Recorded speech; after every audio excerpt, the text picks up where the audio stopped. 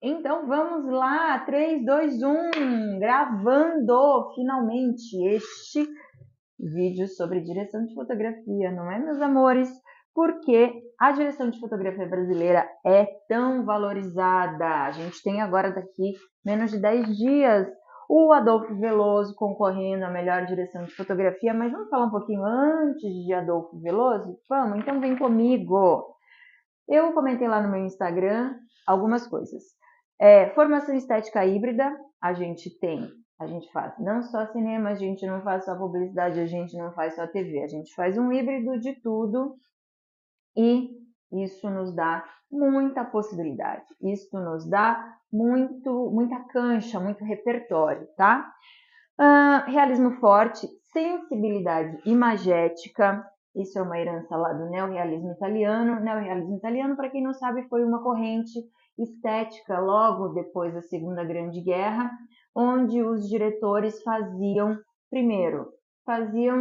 filmes onde dava, normalmente em locações externas, com figuração não profissional e temas relevantes ao que eles estavam vivendo, ou seja, falavam de fome, falavam de pós-guerra, falavam de rupturas estruturais que estavam acontecendo naquele período. E o cinema brasileiro, muito embora a turma do cinema novo que quisesse que a gente fosse uma coisa mais francesa, uma coisa mais próxima no Velho Vague, nós somos esteticamente, narrativamente, linguisticamente mais próximos ao neorrealismo italiano, nossas temáticas, nossa estrutura narrativa, nossa estética, tá? É muito mais próximo deste movimento. Improvisação, mesmo profissionais que atuam em publicidade, que têm necessariamente dinheiro, a gente está aqui sempre improvisando, porque, infelizmente, a nossa indústria não é uma indústria que tem uma estrutura, então a gente acaba improvisando. Como assim, Flávio, improvisando? Sim, a gente não tem aqui, como em Nova York, por exemplo, como a indústria norte-americana, um departamento onde você vai lá e consegue fechar uma rua para você fazer uma locação. Por exemplo, claro que você tem como fazer isso, você vai no CT, você resolve, você bate em alguns lugares e consegue fazer isso. Quem consegue fazer isso muito bem é a televisão. Várias vezes passando por Higienópolis, ruas fechadas em determinados horários para acontecer uma gravação de novela, por exemplo. Sim, mas você não tem esse caminho dado como é fora do Brasil. Você vai, organiza, paga uma taxa e você sabe que naquele momento ali vai ter uma estrutura de rua fechada para você fazer a sua gravação com guarda, enfim, disso que eu tô falando, essa improvisação nesse sentido, tá? Domínio de luz natural e do caos, como eu estava dizendo, locações reais, clima instável, orçamento limitado.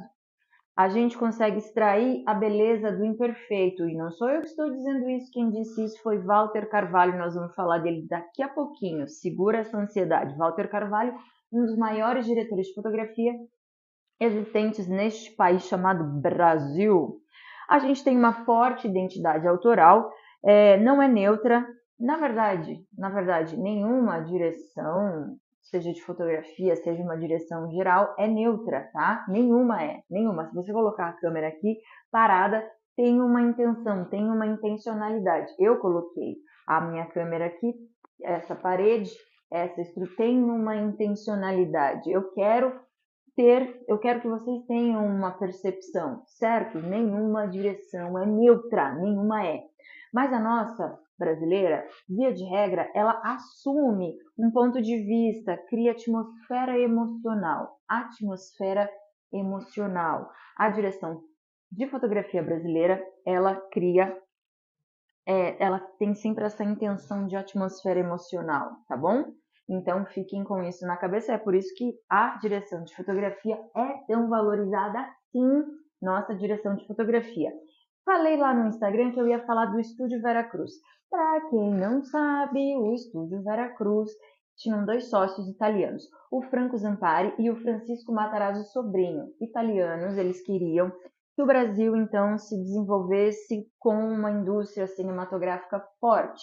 Então, eles trouxeram equipamentos e profissionais lá da Itália, principalmente, montaram um estúdio aqui em São Bernardo do Campo, chamado Estúdio Veracruz, que ficou ativo durante 5 anos, de 1949 a 1954, e acabou formando muitos profissionais. Por quê? Porque eles trouxeram muitos equipamentos, eles trouxeram profissionais de fora, mas eles não souberam se conectar de fato com a cultura brasileira. Os primeiros filmes do Estúdio Veracruz eram umas coisas meio umas chanchadas italianas, e acho que foi o primeiro, se não me engano, chamado O Caissara, que era uma jovem recém-casada que se interessava por um caiçara lá de Ubatuba, casada com um homem muito mais velho do que ela. As histórias não se conectavam com o Brasil da década de 50, então demorou para engrenar. Eles só tiveram um grande sucesso no filme O Cangaceiro. O Cangaceiro ganhou a Palma de Ouro em Cannes, mas não de melhor filme. Ganhou filme de aventura e melhor trilha sonora. O Cangaceiro. Procura na internet, é muito bom. Só que aí já não dava mais tempo, porque muitas dívidas, né? E compraram equipamento de fora. E queriam fazer indústria, mas não miraram na indústria, né? Fordista. Ficou muito artesanal, e eu tô falando artesanal nesse sentido meio improvisado, e a coisa não funcionou. Mas eu quero falar mais a respeito, então, por quê? Por que eu estou falando do Estúdio Veracruz? Porque o Estúdio Veracruz acabou formando pessoas. E quando o Estúdio Veracruz acabou, esses profissionais estrangeiros voltaram para os seus países, mas quem estava de assistente aqui não tinha mais trabalho. E quem acabou absorvendo? Quem acabou absorvendo esses profissionais, principalmente os profissionais de direção de fotografia que sabiam mexer nesses equipamentos? A publicidade. Então, enquanto o Rio de Janeiro ficou com uma estrutura, os estúdios de cinema eram mais no Rio de Janeiro, São Paulo acabou ficando com essa coisa da publicidade. A televisão já estava entrando com o Assis Chateaubriand, que também dá um outro episódio, viu, gente, do improviso. Assis Chateaubriand, criador do MASP, quebrou uma garrafa de champanhe numa câmera. Quando chegaram as câmeras de televisão, um horror, olha, vou falar para vocês, o Franco, o Francisco e o Assis Chateaubriand, que trio, hein? Não sabiam fazer, eles queriam fazer, tinham boas intenções, mas não sabiam como fazer. Então, foi isso que aconteceu. Publicidade absorveu esses profissionais e nas décadas seguintes, a publicidade brasileira, até por uma reserva de mercado, a gente não tinha muito onde colocar a publicidade, a não ser que fosse na televisão. Então se investia muito dinheiro. 30 segundos no intervalo de jornal nacional na década de 70, 80, 90, gente, era muito dinheiro. Então não podia errar, mas tinha bastante dinheiro.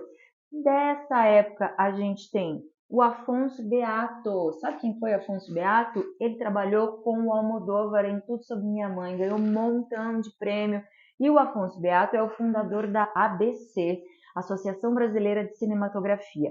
Ele foi assistente do Ricardo Anovich, que é um argentino que trabalhou no filme Os Fuzis do Rui Guerra, de 1964.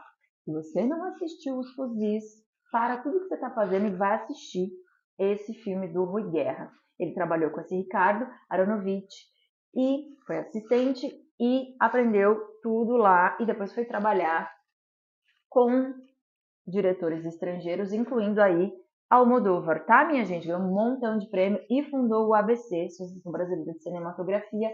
E gostemos ou não, concordemos ou não, essas classes que são mais organizadas em associações, em sindicatos, conseguem, então, mais direitos dentro de um set de filmagem.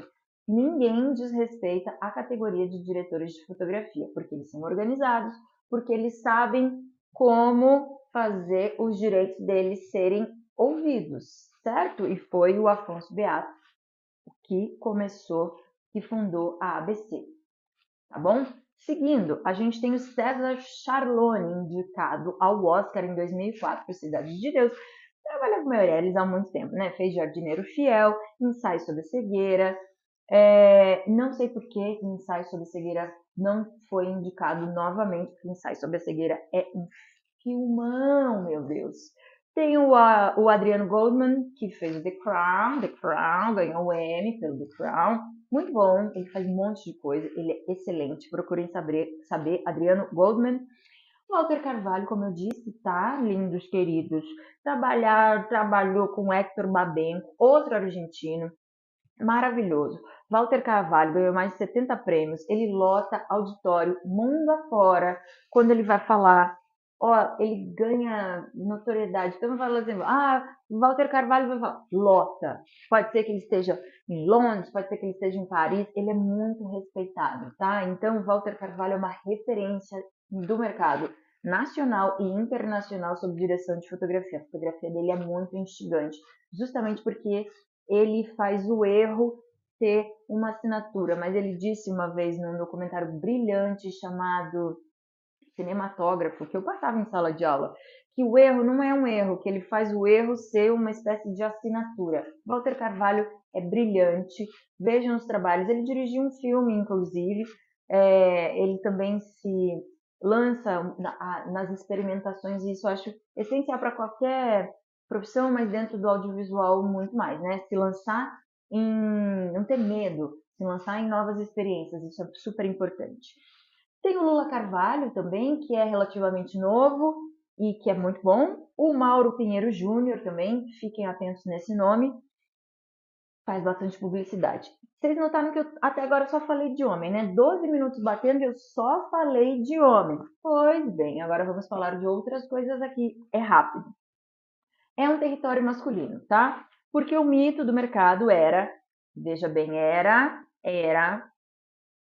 masculino. Mas alguns dogmas acabam resistindo, tá? Que dogmas são esses, Flávia? Do que você está falando?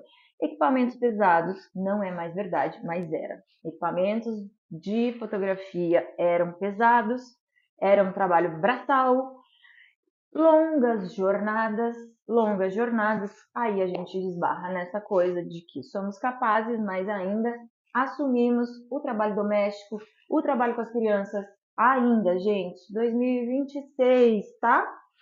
E é fato, quando eu, mãe Flávia, fico 12 horas fora de casa, tem questionamento. Quando o meu companheiro fica 12 horas fora de casa, não tem questionamento, não é nenhum. Então, sim, tem esse dogma ainda. É um set hostil? Foi verdade, tá? Não tá mais agora, tá mudando. Os sets de audiovisual estão cada vez menos hostis e muito mais abertos à presença feminina em lugares de liderança, tá? Mas é um processo para mudar isso aí. E eu conto com vocês para mudar isso aí. Alunos, alunas, alunas, todos vocês, tá? A fotografia, ela é um cargo de muito poder no set, muito poder. E a gente sabe que lugares de poder foram historicamente dominados pelo masculino ao longo da nossa existência humana, tá? Tá mudando, mas é por isso que existem mais diretores homens do que diretoras mulheres, sim? E tem uma coisa ainda complicada, mas acho que é do ser humano, que é a indicação, né? Homens indicam homens. Nunca vi um homem indicar uma mulher. Mais raro, não é que eu nunca vi. É mais raro homens indicarem mulheres. Mulheres indicam homens, mas homens não indicam mulheres. Vamos trabalhar isso aí? Vamos? Bom, vou deixar aqui alguns nomes para vocês pesquisarem. Bárbara Alvarez, ela é uruguaia, tá? Mas referência, pois trabalhou muito com diretoras brasileiras. Que diretoras brasileiras? Carolina Jabor, Ana Mulaer, Gabriela Amaral Almeida. Então, Bárbara Alvarez, apesar de uruguaia, ela tem quase CPF brasileiro. Heloísa Passos é a minha favorita, a melhor fotógrafa hoje. Ela fez Viagem Porque Preciso, Volto Porque Te Amo, de Carinha Nu, Me Chama de Bruna, aquela série na HBO que imagino que vocês tenham assistido. Heloísa Passos é uma excelente diretora de fotografia, referência no mercado.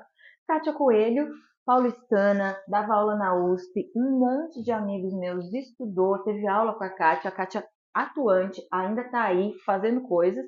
E é claro que eu não posso deixar de falar da nossa queridíssima Fernanda Riscali, que dá aula na ESPM e que é uma querida diretora de fotografia de mão cheia. Então, isso é mais um vídeo de referências. A partir desse vídeo vocês vão fazer o trabalho de vocês, que é pesquisar, que é assistir.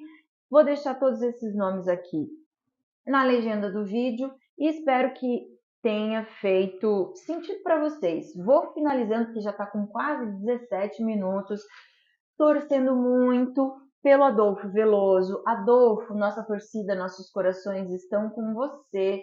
Que você traga este prêmio de fotografia para o Brasil, que vai ser demais. Quem não assistiu ainda Sonhos de Treino na Netflix, assista. Filme belo, filme delicado, filme potente, e façam o dever de casa de vocês, né, lindos queridos? Procurem saber, indiquem diretoras de fotografia, alunas, estudantes de cinema que querem entrar nessa profissão. Façam isso. Trabalhos universitários, bota a mão na direção de fotografia, que é só assim que as coisas vão mudar, tá bom? Me despeço por aqui, espero que tenha feito sentido para vocês. E é isso, beijo, tchau, comenta, nem que seja um coração para me ajudar. Beijo, beijo, até o próximo, tchau!